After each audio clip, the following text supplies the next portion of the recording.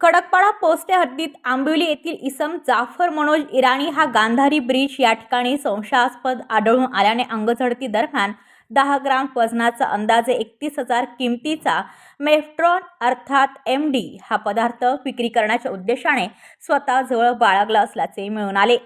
सदरच्या कारवाई पोलीस निरीक्षक शिवले, पोलीस निरीक्षक गायकवाड, पोलीस उपनिरीक्षक चव्हाण, PN 4545 कसबे, PC 8135 जाधव, PC 6102 सोनावणे यांच्या टीमने केलेली आहे।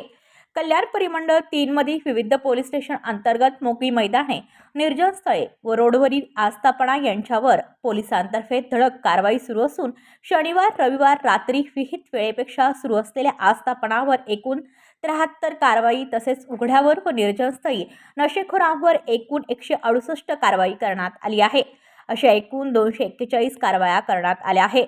तसेच रोडवरील अतिवेगाने मोटारसायकल चालवणे आणि ट्रिपल सीट वाहन चालवणे 269 कारवाई अशा प्रकारे एकूण 510 कारवाया करण्यात आल्या आहेत। वरीलप्रमाणे पोलिसांची अशीच धडक कारवाई मोहीम यापुढेही सुरू राहणार आहे। ब्युरो रिपोर्ट कल्याण, आपले वृत्तप्रहार।